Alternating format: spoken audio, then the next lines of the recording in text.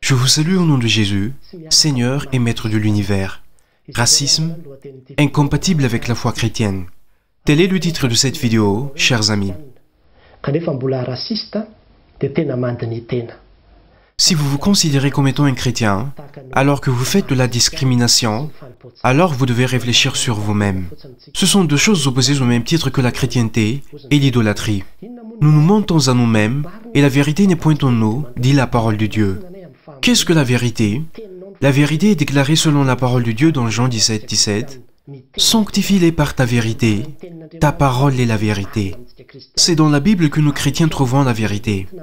Toute chose stipulée dans les Écritures constitue la vérité pour nous chrétiens, et notre vie doit être dirigée selon la parole du Seigneur. Non pas selon votre conviction personnelle, ni selon l'éducation que vous aviez reçue, encore moins par les systèmes de gestion sociale de votre environnement, ou encore selon vos expériences personnelles. Ce n'est pas ainsi que nous menons notre vie, mais seulement selon la parole de Dieu. C'est ainsi que le psalmiste dit dans le verset 119-105, « Ta parole est une lampe à mes pieds et une lumière sur mes sentiers. » Ainsi, le vrai chrétien mène sa vie selon la volonté de Dieu. Lorsque vous regardez dans l'Évangile, la parole de Dieu s'oppose à la discrimination qui est vraiment un péché.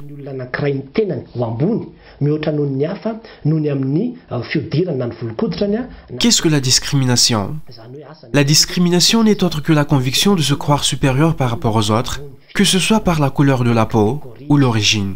Peut-être que la personne est claire de peau et pense être de race supérieure, de classe supérieure par rapport à ceux ou celles qui ne sont pas comme elle, ou encore de dire « nous sommes une souche pure » et elle se croit supérieure parce qu'elle est originaire de tel endroit. Votre origine ne vient pas de vous. Vous n'êtes pas l'auteur de la couleur de votre peau, c'est Dieu qui a tout mis en place.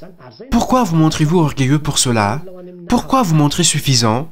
C'est tout à fait dangereux, car de là vient l'arrogance. Ces personnes deviennent fières et arrogantes, avec un ego démesuré, parce qu'elles se disent « nous sommes ceci ou cela », ou encore « nous sommes originaires de tel lieu, voyez notre peau, nos cheveux », et cela constitue une source d'arrogance, de complexe de supériorité devant les autres. Soyez humbles, mes amis, adoptez profil bas. Tout cela ne veut rien dire. Le deuxième danger est l'attitude de condescendance qui en résulte vis-à-vis des autres. Si la personne connaît par hasard les ancêtres d'une autre personne, ou à travers la couleur de sa peau, ou la texture de ses cheveux, ou encore ses origines, elle se met à la sous-estimer, à la regarder de haut, en la considérant comme une personne de deuxième catégorie. Cela existe. Dans la tête de la personne naît la condescendance. De ce fait, si par exemple deux personnes cherchent du travail, si l'une est blanche de peau et l'autre noire, même s'ils ont les mêmes diplômes et expériences, le recruteur aura tendance à penser que le candidat à la peau noire est moins capable et celui à la peau blanche est plus intelligent. C'est cela le racisme et cela est catastrophique. Une troisième conséquence est l'éclatement social qui tend vers le rejet, ce qui fait l'effet clamé qu'il ne se lie pas en mariage avec des personnes venant de tel ou tel endroit, de défendre même l'accès de leur foyer aux personnes dont la couleur de peau est différente de la leur. D'où les rejets, les éclatements et les divisions en partis et en groupes opposés. La parole de Dieu stipule dans Galates 5 que tout cela relève du travail du diable. Division et discrimination viennent des désirs de la chair et non de Dieu. Si vous agissez ainsi, vous devenez le maître d'œuvre de la division et de la discrimination. Vous jugez les personnes suivant leurs apparences. Vous avancez des jugements sur une personne, rien qu'en voyant sa peau noire, en généralisant que ce sont des menteurs, des voleurs, des meurtriers, des gens à craindre. Et vous avez déjà peur de la personne rien que par la couleur de sa peau, et pourtant la personne n'a rien d'anormal ou répréhensible, mais c'est vous qui portez des jugements extérieurs juste par la couleur de sa peau ou par son origine. Et vous la redoutez déjà, et mettez une barrière pour travailler avec la personne.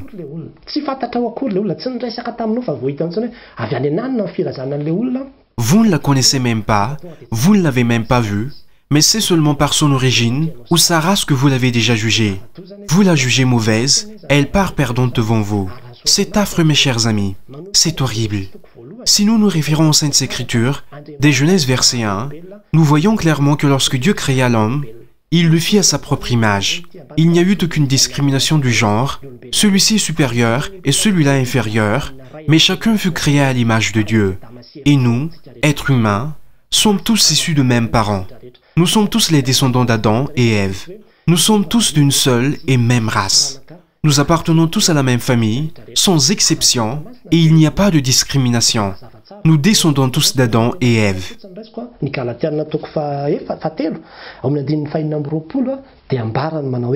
Cela est clair si nous nous référons aux Écritures. Dans Galates 3, 26-27, nous pouvons lire « Car c'est par la foi que vous êtes fils de Dieu, dans l'union avec Jésus-Christ. Chacun de vous qui a été baptisé pour être uni au Christ est ainsi revêtu de la condition nouvelle qui est dans le Christ. » Galates 3, 28 dit « Il n'y a plus ni juif, ni grec, il n'y a plus ni esclave, ni homme libre, il n'y a plus ni homme, ni femme, car tous vous êtes un en Jésus-Christ. » C'est-à-dire, nous sommes tous devenus un en Jésus-Christ et nous avons tous le même statut. En Jésus-Christ, il n'y a plus de discrimination du genre, celui-ci est en Christ, celui-là est juif, même si des fois, les juifs se considèrent comme supérieurs par rapport aux gentils. Paul dit que cela n'existe plus, que Jésus-Christ a tout effacé, nous sommes égaux en Jésus-Christ. On ne parle donc plus de juifs, d'origine ou de gentils et autres. De même, il n'y a plus d'esclaves, de roturiers ou de nobles, ou d'autres catégories. Tout cela est aboli. Nous, chrétiens, nous ne devons plus véhiculer cela. Si vous le faites, cela signifie que vous n'êtes pas encore en Christ, car si vous êtes sans lui, vous n'agissez plus de cette façon. Tel est le message transmis par cette parole de Dieu. Il n'y a donc plus de personnes inférieures, de gens moyens ou supérieurs, plus de distinction de mâle ou de femelle. Nous ne parlons pas ici de mélange de genre, ou encore que l'homme est supérieur ou plus important que la femme, mais en Christ, l'homme et la femme sont les mêmes, homme ou femme, vous avez le même statut en Jésus. Homme, bannissez de votre pensée que parce que vous êtes en Christ, vous êtes plus supérieur que les femmes chrétiennes. Il n'en est pas ainsi. Nous avons tous le même statut aux yeux du Seigneur. Christ a aboli toute forme de division pour faire de nous un seul et unique en Jésus-Christ. Nous ne faisons qu'un seul corps avec lui. 1 Corinthiens 12, 12 dit « Car comme le corps est un et a plusieurs membres, et comme tous les membres du corps, malgré leur nombre, ne forment qu'un seul corps, ainsi en est-il de Christ. » Savez-vous ce que signifie former un seul corps? Nous devenons un seul et même corps, que nous soyons un chrétien du Sud, du Nord ou des hauts plateaux, de tel ou tel lieu, de différentes complexions, une fois unis en Christ, nous devenons un seul corps. Y aurait-il dans un même corps une partie noble, une partie esclave, une supérieure, une inférieure? Les yeux sont de race supérieure et la bouche inférieure? Non, cela n'existe pas car le corps est un. Nous sommes donc un en Christ. Ne divisez pas, ne séparez pas, ne vous discriminez pas, ne vous sous-estimez pas, et ne vous surestimez pas entre vous. Cela n'est pas chrétien. Certains parents éduquent leurs enfants dans ce sens, en leur interdisant de se marier avec une personne originaire de tel endroit. Vous instillez ainsi dans l'esprit de vos enfants que telle personne est inférieure ou médiocre. En tant que chrétiens, nous devons nous focaliser sur le fait d'être chrétiens. La personne prie telle, quelle est sa religion, c'est tout. La notion de race n'a plus sa place dans la foi chrétienne, car nous sommes tous un en Christ. Que vous soyez un Betzléo, marié à une Myrne, chacun a ses us, ses coutumes, mais une fois en Jésus-Christ, vous pouvez être unis et réunis, car la parole de Dieu seule vous réunit. Les us et coutumes ne doivent pas nous séparer, car la parole du Seigneur nous réunit, et nous rend juste lorsque nous nous présentons devant lui. Si nous faisons des Écritures notre flambeau, nous serons toujours unis en Dieu.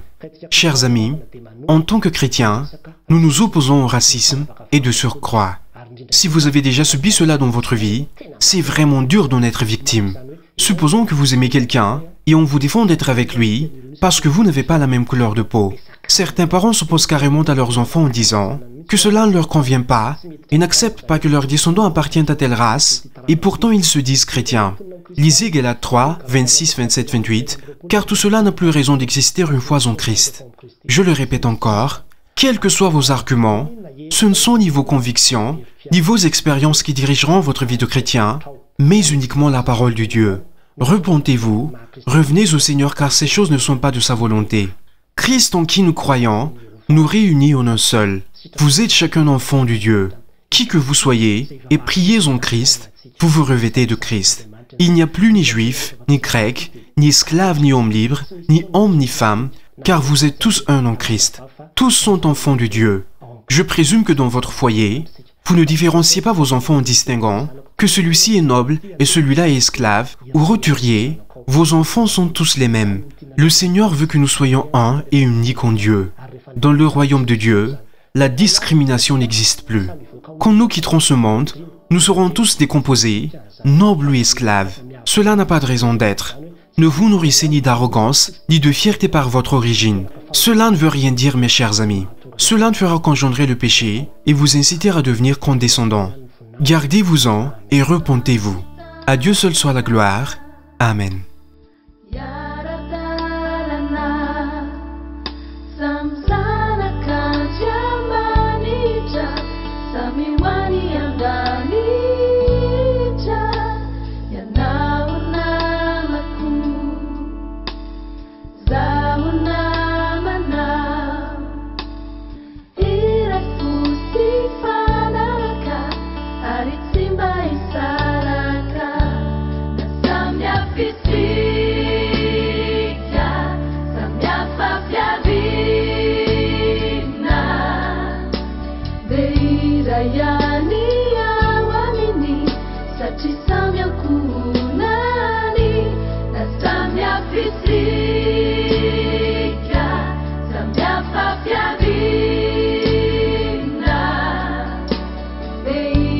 Yeah.